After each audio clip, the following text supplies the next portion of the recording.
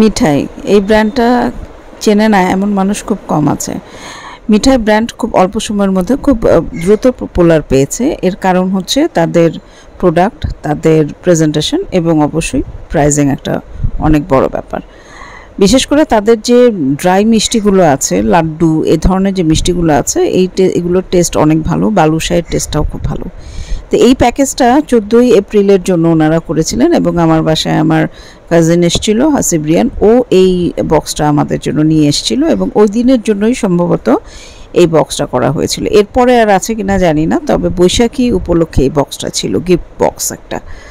তো বক্সটা খুবই সুন্দর দেখে আমার কাছে মনে হলো না, মিঠাই নিয়ে একটা রিভিউ অবশ্যই দেওয়া উচিত। আমি যেহেতু কম বেশি বিভিন্ন ধরনের প্রোডাক্ট, বিশেষ করে যে ধরনের প্রোডাক্টগুলো আমরা পারচেস করি সেই ধরনের প্রোডাক্টগুলো নিয়ে একটা রিভিউ ভিডিও আমার চ্যানেল আমি দিই, বিকজ আমার চ্যানেল হচ্ছে রিভিউ একটা চ্যানেল, মার্কেটিং চ্যানেল এবং কুকিং চ্যানেল।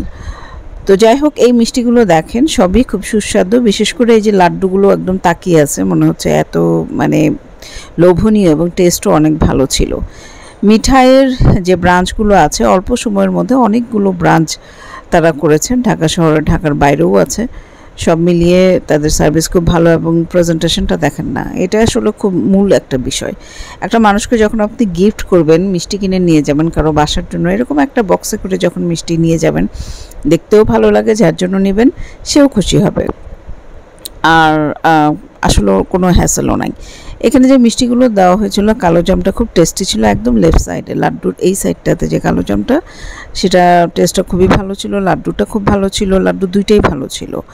এবং বাকিগুলো আমি যদিও টেস্ট করিনি, বাট ডেফিনেটলি মিষ্টিগুলো ভালো ছিল, ফ্রেশ ছিল এবং প্যাকেজিংটা তো আমার অসাধারণ লেগেছে, খুবই ভালো লেগেছে।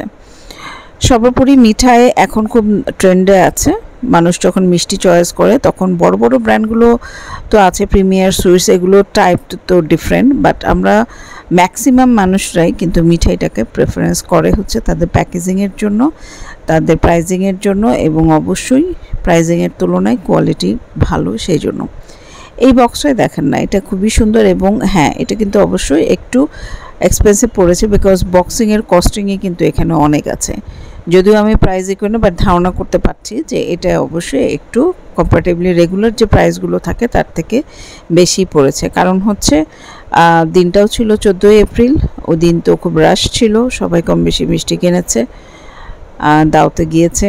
তো যাই হোক, আমার ধন্যবাদ জানাচ্ছি আসিফ রিয়ানকে যে এত সুন্দর একটা বক্স আমাদের জন্য নিয়ে এসেছিল এবং এটা একটা রিভিউ আমরা করতে পেরেছি।